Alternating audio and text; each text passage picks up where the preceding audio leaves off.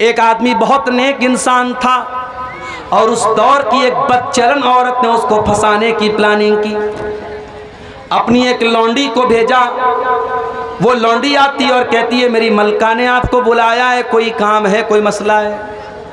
वो आदमी नेक इंसान था, अल्लाह का बंदा था, नेक बंदा था। उस नौकरानी के, उस लौंडी के पीछे पीछे चला गया। जब वो उस नेक इंसान को लेकर के जाती है, एक कमरे में जाकर के कमरा बंद कर देती है, उसके बाद अगले कमरे में जाकर के उसका भी दरवाज़ा बंद कर देती है। इस तरीके से 7 कमरों के अंदर जाने के बाद लास्ट कमरे में वो औरत मिलती है, जो एक बदचलन औरत है, जो एक फाहिशा औरत है, जिसका काम ज़िनाकारी बदकारी करना है, वो औरत है।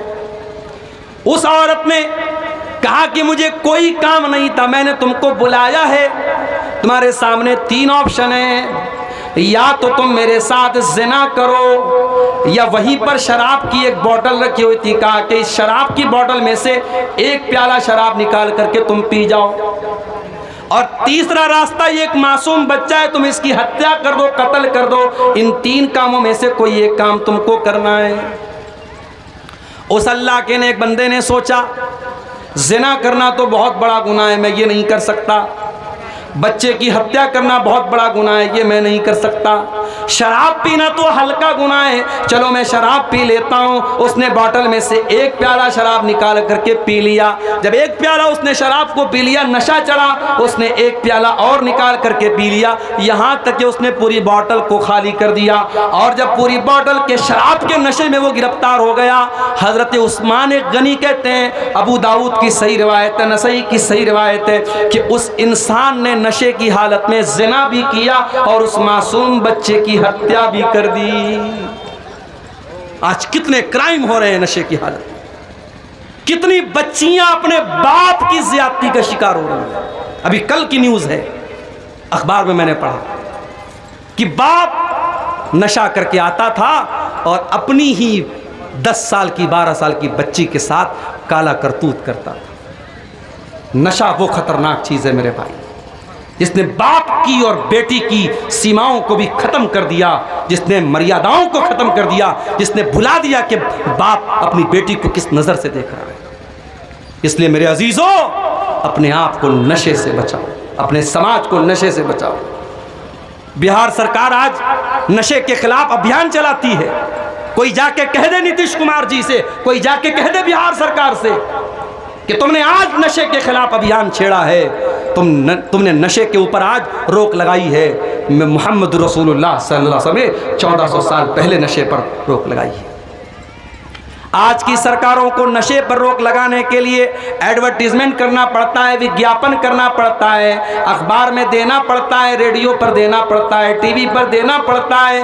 मेरे नबी ने कोई विज्ञापन नहीं किया, कोई एडवर्टीजमेंट नहीं किया, कोई प्रचार नहीं किया। मेरे नबी ने कुरान की आयत पढ़ के सुना दी। अल्लाह ईमान वालों से कह रहा है कि ए ईमान वालों, शराब हराम है, फहल अंतुम मुंतहून। ऐ ईमान वालों, शराब हराम है, क्या अभी भी तुम शराब पियोगे? क्या अभी भी तुम नशा करोगे?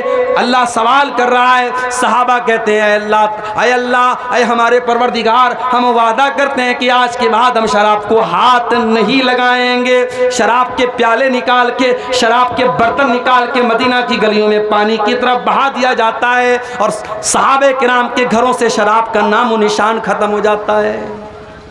ईमान हो तो ऐसा हो मेरे भाई, अल्लाह का डर हो तो ऐसा हो।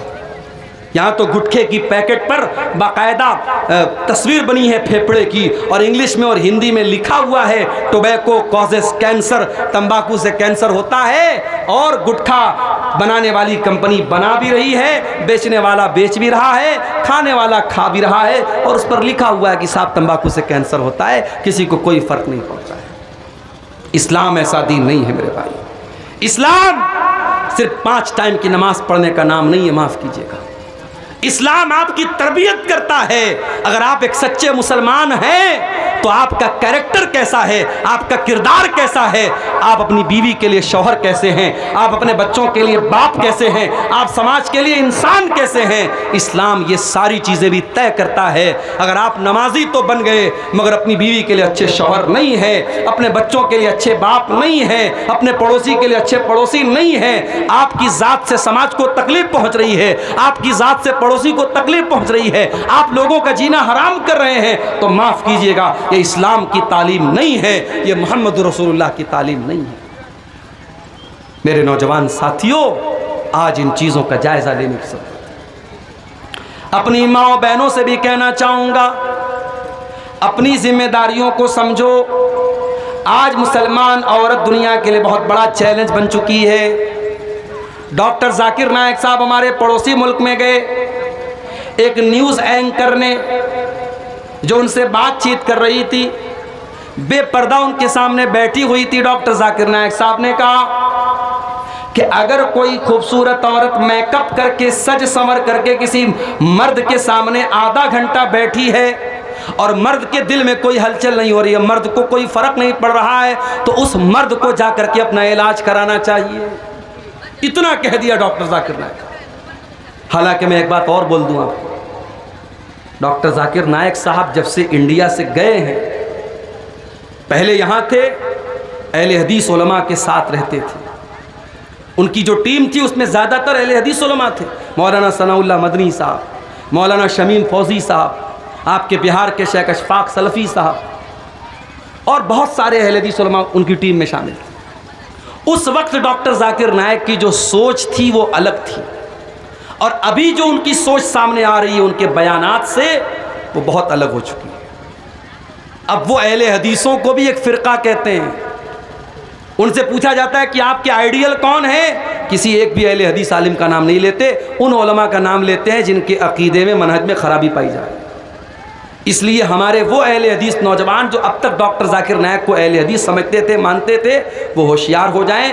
अब जब डॉक्टर जाकिर नायक खुद को भी अहले हदीस नहीं मानते हैं, तो हमें ये गलती करने की ज़रूरत नहीं है। उनके अच्छे काम का हम सपोर्ट करेंगे।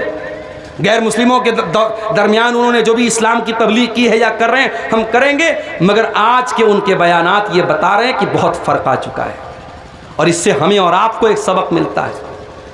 सीमांचल के इलाके में आप रहते हैं, अल्लाह का शुक्र अदा कीजिए। अगर आपके गांव में कोई एक भी मज़ार नहीं है, कब्र नहीं है, शिरक नहीं है और हराम और बिदत का काम नहीं हो रहा है, अल्लाह का शुक्र अदा कीजिए। आपके बच्चे ऐसे माहौल में बड़े हो रहे हैं, वो शिरक होता हुआ नहीं देख रहे हैं, वो बिदत होता हुआ नहीं देख रहे हैं। माहौल का बहुत असर पड़ता है। आज मलेशिया में डॉक्टर जाकिर नायक साहब रहते हैं, और यहाँ की अहले हदीस जमात से जो उनका कनेक्शन टूटा है, उसका असर अब उनकी स्पीच पर, उनके बयान पे साफ नज़र आ रहा है। तो उन्होंने उस औरत से कहा कि अगर कोई मर्द मेकअप करने वाली लड़की के सामने आधा घंटा बैठा है और उसको कोई फ़र्क नहीं पड़ रहा है, तो उस मर्द को अपना इलाज करना चाहिए। अब साहब, हमारे पड़ोसी मुल्क की जो मीडिया है उसमें बवाल हो गया। डॉक्टर जाकिर नायक तो बड़ी गंदी सोच के इंसान हैं और उन्होंने ऐसी बात कह दी, ये है वो है। हालांकि उन्होंने जो बात की 100% सच्ची बात है। अल्लाह ताला ने सिस्टम ऐसा बनाया है, लड़की अगर बेपर्दा है और उसके सामने कोई मर्द है, तो वो मर्द उस दौर का सबसे बड़ा वली भी क्यों ना हो, अगर वो मर्द है तो उस बेपर्दा और बेहया लड़की को देखकर उसके दिल में फ़र्क तो आएगा, उसके दिल के अंदर हैजान आएगा। और इसीलिए अल्लाह के नबी सल्लल्लाहु अलैहि वसल्लम फरमाते हैं कि जब कोई मर्द किसी औरत के साथ अकेले में होता है तो तीसरा शैतान होता है। हमारे यहाँ लोग कहते नहीं साहब, भाभी को हम माँ समझते हैं, देवर अपनी भाभी को बाइक पर बिठा के पूरे मार्केट की सैर करा रहा है, भाभी चिपक करके बैठी है देवर के साथ। बंद करो ये बेगैरती, तुम्हारी भाभी तुम्हारे लिए गैर महरम है, और भाभी को कोई अधिकार नहीं पहुंचता कि वो देवर के साथ इस तरीके से चिपक करके बाइक पर सैर करे। जीजा के साथ साली घूम रही है, हमारे यहाँ लोगों ने जुमला बना लिया, साली आधी घर वाली। साली अपने जीजा के साथ गंदे गंदे मजाक कर रही है, बेहुदा मजाक कर रही है, जीजा भी मजे ले रहा है, हराम है, बेगैरती है। मेरे प्यारे साथियों, जिस तरीके से आप अपने घर की जवान बेटियों को गांव के मोहल्ले के अजनबी लड़कों से दूर रखते हैं कि नहीं साहब हमारी लड़की सियानी हो गई, जवान हो गई, ये लड़का अनजान लड़का है, मेरी लड़की का कोई महरम रिश्तेदार नहीं, उसको हम घर में आने नहीं देंगे। जिस तरीके से अपने गांव के मोहल्ले के अनजान लड़कों से आप अपनी बच्चियों को दूर रखते हैं, वैसे ही कजिन से भी दूर रखिए। मामा का लड़का, मौसी का लड़का, चाचा का लड़का, ताया का लड़का, खाला का लड़का, ये सारे रिश्तेदार आपकी लड़की के लिए गैर महरम हैं। गैर महरम समझते हैं कि नहीं? गैर महरम उसको बोलते हैं जिससे शादी हो सकती है। आपके लड़की की शादी खाला के लड़के से हो सकती है, मामू के लड़के से हो सकती है, चाचा के लड़के से हो सकती है, ताया के लड़के से हो सकती है। तो जितने भी गैर महरम लड़के हैं, जब आपकी बेटी जवान हो गई तो उसको मना कर दीजिए कि नहीं, उसके साथ सेल्फी जाके मत ले लेना, तू शादी में उसके साथ जाके मत खड़ी हो जाना, उससे दूर रहना, पर्दे में रहना, वो तेरे लिए गैर महरम है। ये ट्रेनिंग की ज़रूरत है, ये तरबियत की ज़रूरत है। मैं बाहर कहीं कहीं सफ़र में जाता हूँ, किसी आदमी के घर में मैं ठहरा, उनकी छोटी बच्ची है 5 साल की, मैंने जाके सलाम किया, लड़के ने तो हाथ बढ़ाया, लड़की ने हाथ नहीं बढ़ाया। मैंने पूछा कि ये 5 साल की बच्ची ये मुसाफा करने के लिए हाथ क्यों नहीं बढ़ा रही है? तो लड़की ने कहा कि मेरे बाप ने मुझको ये शिक्षा दी है, मेरी माँ ने मुझको ये तालीम दी है कि तू लड़की है, तू सलाम तो कर सकती है, मगर किसी मर्द के साथ मुसाफा करना तेरे लिए मुनासिब नहीं है। मुझे बड़ी खुशी होती है कि 5 साल की बच्ची को ये शिक्षा और ये तालीम जो इस्लाम दे रहा है वो बाप अपनी बेटी को देता है। आज हमारे यहाँ जवान बेटियां हैं, बेपर्दा घर से निकल रही हैं, न माँ को कोई फर्क पड़ता है, जलसे में आई है सज करके, संवर करके और ऐसे कपड़े पहन करके जिससे उनका जिस्म नजर आ रहा है, वो जलसे में आ रही हैं। माफ करना मेरे भाइयों, अगर आपके जलसों में ये औरतें आती हैं और बेपर्दा आती हैं और आकर के सड़कों पर खड़ी रहती हैं और नौजवान लड़के उनके आसपास मंडलाते रहते हैं, तो कान खोल करके सुन लो, इससे बेहतर है कि आप जलसों में लेडीज का इंतजाम करना बंद कर दीजिए। या तो आप लेडीज का इंतजाम करना बंद कर दीजिए या जलसों को करना बंद कर दीजिए। इस्लाम इस बात की परमिशन नहीं देता है। और मैंने देखा है इसी बिहार में आपके किशनगंज के इलाके में बहुत सारे प्रोग्राम हुए और बाकायदा पोस्टर पे लिख करके आया कि नहीं साहब हमारे जलसे में कोई दुकान नहीं लगेगी, हमारे जलसे में लेडीज का इंतजाम नहीं होगा। जलसा हो रहा है, कुरान पढ़ा जा रहा है, हदीस पढ़ी जा रही है, पिंडाल में कुरान पढ़ा जा रहा है, हदीस पढ़ी जा रही है, और सड़क पर जो है बेहयाई हो रही है और दुकानों पर बेहयाई हो रही है। इस्लाम इस बात की इजाज़त नहीं देता है। बेगैरती को ख़त्म करो मेरे साथियों। अगर आज हमारे घरों की लड़कियां बेपर्दा हैं तो मुझे कहने की इजाज़त दीजिए कि औरतों की बेपर्दगी के पीछे बहुत बड़ा रीज़न और बहुत बड़ा सबब उनके घर के मर्दों की बेगैरती भी है। अकबर इलाहाबादी का शेर है ना, बेपर्दा नजर आई कल जो चंद बीबियां, अकबर ज़मीं में गैरत कौमी से गड़ गया, पूछा जो उनसे आपका पर्दा वो क्या हुआ, कहने लगी कि अक्ल पे मर्दों के पड़ गया। आज औरतों का पर्दा मर्दों की अक्ल पर पड़ गया है मेरे प्यारे साथी। वो मर्द बेगैरत है जिसकी जवान बीवी, जवान बेटी, जवान बहन बेपर्दा होकर निकलती है और उसके माथे पर कोई बल नहीं पड़ता, उसके जिस्म पर और उसके दिल दिमाग पर कोई फर्क नहीं पड़ता, वो बेगैरत है। अल्लाह के प्यारे नबी फरमाते हैं सलासतुन ला यंजुरुल्लाहु अज़्ज़ा व जल्ला इलैहिम यौमल क़ियामा, 3 लोग ऐसे होंगे जिनकी तरफ अल्लाह ताला क़यामत के दिन देखेगा भी नहीं, बातचीत भी नहीं करेगा। नंबर 1 अल-आक़ु लिवालिदैहि, अपने माँ बाप से रिश्ता तोड़ने वाला, रिश्ता काटने वाला। माँ बाप गलत हो सकते हैं, माँ बाप के फैसले गलत हो सकते हैं, माँ बाप की बातों से आपका दिल भी दुख सकता है, माँ बाप की कोई बात गलत भी हो सकती है, मगर आपको इस बात की परमिशन नहीं है कि आप अपने माँ बाप से अपना रिश्ता तोड़ लें और माँ बाप के साथ आप गलत सलूक करें। इस्लाम इस बात की इजाज़त नहीं देता है। ठीक है, माँ बाप गलत करेंगे, वो अपना अंजाम अल्लाह के यहाँ भुगतेंगे। इसी कटिहार के इलाके में एक नौजवान मेरे पास आया था, उसने कहा था मौलाना साहब वालिदैन पर आपने बहुत तकरीर की है, बहुत बयान किया है, कभी मौका मिले तो इस पर भी बयान कीजिए कि आज बहुत सारे वालिदैन ऐसे हैं जो औलाद के साथ नाइंसाफ़ी करते हैं। एक बेटे को ज़मीन दे दी, जायदाद दे दी, पैसा दे दिया, एक बेटा बेचारा परेशान है और बाप उससे रिश्ता तोड़ के बैठा है। दो अलग अलग आंखों से बाप अपने बच्चों को देख रहा है, नाइंसाफ़ी कर रहा है। कभी इस पर भी तकरीर कीजिएगा। और मुझे याद है मैंने फेसबुक पर उस वक्त एक तहरीर लिखी थी और मैंने लिखा था कि समाज में सिर्फ ऐसा ही केस नहीं मिलता है कि माँ बाप की आंखों में औलाद की वजह से आंसू आते हों, समाज में ऐसा केस भी मिलता है जब औलाद की आंखों में माँ बाप की वजह से आंसू आते हैं। लेकिन मेरे भाइयों, अगर माँ बाप गलत भी हैं, आपको रिश्ता तोड़ने की और रिश्ता काटने की इजाज़त नहीं है। आप अपनी तरफ से भलाई करते रहिए, हुस्न सलूक करते रहिए। अल्लाह को लिवालिदैहि, अपने माँ बाप से रिश्ता तोड़ने वाला क़यामत के दिन अल्लाह की नज़र रहमत से दूर रहेगा। नंबर 2, वल्मरअतुल मुतरज्जिला, मर्दों की कॉपी करने वाली औरत, जो मर्दों की नकल करती है वो औरत भी क़यामत के दिन अल्लाह की नज़र रहमत से दूर रहेगी। नंबर 3, वद्दयूस, और वो बेगैरत मर्द, अल्लज़ी युक़िर्रु फ़ी आलिहिल खुबुस, जिसके घर में बेहयाई हो रही है, जिसके घर में गंदा काम हो रहा है और उसको कोई फ़र्क नहीं पड़ रहा है, वो अपने घर में बेहयाई को होने दे रहा है, बेगैरती को होने दे रहा है। उस दयूस इंसान को भी अल्लाह ताला क़यामत के दिन नहीं देखेगा। दयूस मत बनो मेरे भाइयों, दयूस मत बनाओ अपने परिवारों को, अपने घर की औरतों को इस्लामी पर्दे की तालीम दो, अपने घर में महरम और गैर महरम का फ़र्क रखो, और घर की औरतें जब घर से निकलें तो इस बात का लिहाज रखो कि वो इस्लाम की शिक्षा और इस्लाम की तालीमात को फॉलो करते हुए घर से निकलें। तो ये नौजवानों के अंदर ये बिगाड़ आज हम देख रहे हैं मेरे प्यारे से। और एक आखिरी चीज़ हम नौजवानों के अंदर ये चीज़ भी बड़ी तेज़ी से देख रहे हैं, और वो चीज़ क्या है? वो चीज़ है उलमा से दूर होना। कल तक जो काम हम उलमा से लेते थे वो आज हम मोबाइल से लेने लगे। कोई मसला पूछना है, गूगल पे टाइप कर दिया, यूट्यूब पे टाइप कर दिया, किसी न किसी का जवाब तो मिल जाएगा। याद रखो मेरे प्यारे साथियों, उलमा को उनका हक आपको देना है। उलमा की जगह जाहिलों को नहीं बैठाना है। अगर आपने उलमा की जगह जाहिलों को बिठा दिया, आपके बड़े बड़े मुफ्ती जो हो जाएंगे वो जाहिल हो जाएंगे।